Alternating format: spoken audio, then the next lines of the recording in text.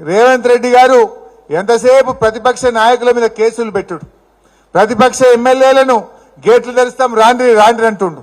నువ్వు ప్రాజెక్టుల గేట్లు తెరిచి పంటలు కాపాడు, నాయకులను కొనుడు కాదు, నాయకుల ఇంటి చుట్టూ తిరుగుడు కాదు, నువ్వు ప్రజలకు ఇచ్చిన హామీలు అమలు చేయ రేవంత్ రెడ్డి గారు నేను కోరుతా ఉన్నా. నువ్వు హామీలు అమలు చేయడం మీద మీకు చిత్తశుద్ధి లేదు. ఎంతసేపు ప్రతిపక్ష నాయకులను ఎట్లా బెదిరియాలి, వాళ్ళ మీద ఎట్లా అక్రమంగా కేసులలో ఇరికియాలి, వాళ్ళని ఎట్లా కాంగ్రెస్ పార్టీలో జాయిన్ చేసుకోవాలనుకుంటున్నాడు. ఇవాళ ఇది కాదు, నువ్వు ఇచ్చిన హామీలు అమలు చేస్తామని ప్రజలు నమ్మకం కొద్ది నీకు ఓటేసిండ్రు. ఇప్పుడిప్పుడే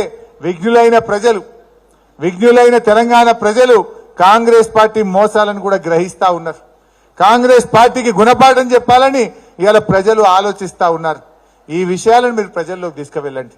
కార్యకర్తలతో నేననేది, మనమేమి హంగామా అక్కర్లేదు, డోర్ టు డోర్ పోండి. మంచిగా 10 మంది రైతులు ఉంటే పొలం కాడ పోయి సంధాయించుండ్రి.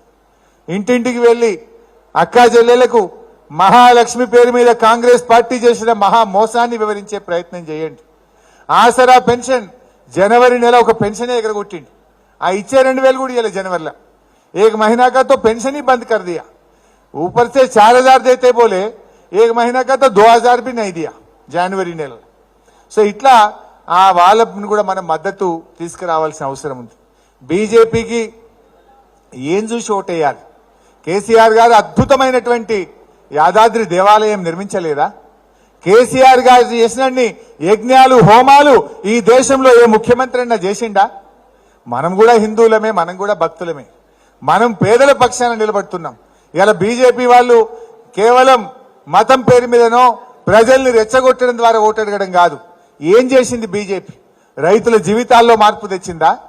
కార్మికుల జీవితాల్లో మార్పు తెచ్చిందా? 157 మెడికల్ కాలేజీలు పెడితే కనీసం తెలంగాణకు ఒక్క మెడికల్ కాలేజ్ అని ఇచ్చిందా?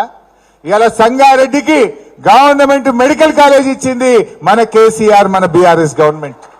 ఇలా మెడికల్ కాలేజీలో పిల్లలు చదువుతున్నారంటే, చాలా మందికి ఉద్యోగాలు వచ్చినాయంటే, పేదలకు వైద్యం దొరుకుతుందంటే మన గులాబీ జెండా ఇచ్చింది. ఆనాడు మన ఎమ్మెల్యే లేకపోయినా మన కేసీఆర్ గారు చింత ప్రభాకరణ కోరితే గవర్నమెంట్ మెడికల్ కాలేజీని సంగారెడ్డికి తెచ్చింది మన బీఆర్ఎస్ పార్టీ. ఏమిచ్చింది కాంగ్రెస్? అందువల్ల మనం దయచేసి ప్రజల్లోకి వెళ్ళాలి, కేసీఆర్ గారు చేసిన మంచి పనులు చెప్పాలి. ఈ ఎన్నికల్లో కాంగ్రెస్ పార్టీకి గుణపాఠం చెప్తేనే వాళ్ళ మెడలు వంచి ఈ 6 గ్యారెంటీలు అమలు చేయిస్తామని చెప్పి ప్రజలకు చెప్పాలి. కాంగ్రెస్ పార్టీకి సురుకు పెడితేనే ఈ 6 గ్యారెంటీలు అమలైతాయి. లేకపోతే ఏమంటారు? మేము మోసం చేసిన 6 గ్యారెంటీలు ఎగబెట్టినా మాకు ఓట్లు పడ్డాయని అనరా? మరి ఆ కాంగ్రెస్ పార్టీ కళ్ళు తెరవాలంటే కాంగ్రెస్ పార్టీకి ఈ ఎన్నికల్లో మనం గుణపాఠం చెప్పాల్సిన అవసరం ఉంది. బీజేపీ కాంగ్రెస్లు రెండు కలిసి ఈ తెలంగాణకు అన్యాయం చేసినాయి. మరి ఈ తెలంగాణ ఉద్యమం చేసి రాష్ట్రాన్ని సాధించింది కేసీఆర్ గారు.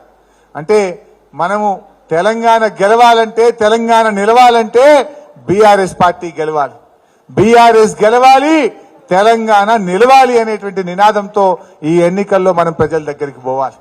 తెలంగాణ కోసం నికార్సిగా పోరాడే పార్టీ ఒకే ఒక్క బీఆర్ఎస్ పార్టీ.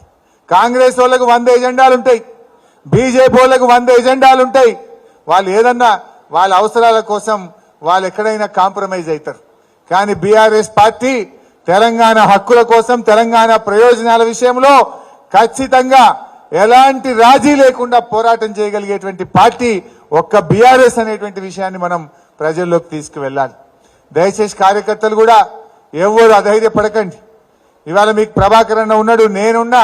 మనం ఎంపీ వెంకట్రామరెడ్డి గారిని గెలిపించుకుంటే ఆయన కూడా రోజుకు 18 గంటలు కష్టపడి పనిచేసేటువంటి వ్యక్తి. ప్రతి నిమిషం ఫోన్లో అందుబాటులో ఉంటాడు. ఏ కార్యకర్తకు ఆపద వచ్చినా, కష్టం వచ్చినా నిలబడి న్యాయం చేయగలిగే ఒక మంచి ఎంపీ అభ్యర్థి మనకు వచ్చినాడు. అందువల్ల మీరు కూడా మనము, ఎందుకంటే వారికి ఎంపీ ఫండ్స్ కూడా 5 కోట్ల రూపాయలు ఉంటాయి.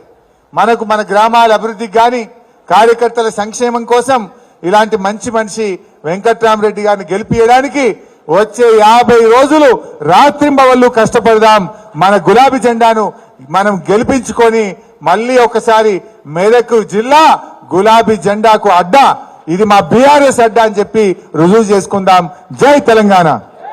కారు గుర్తుకే జై తెలంగాణ.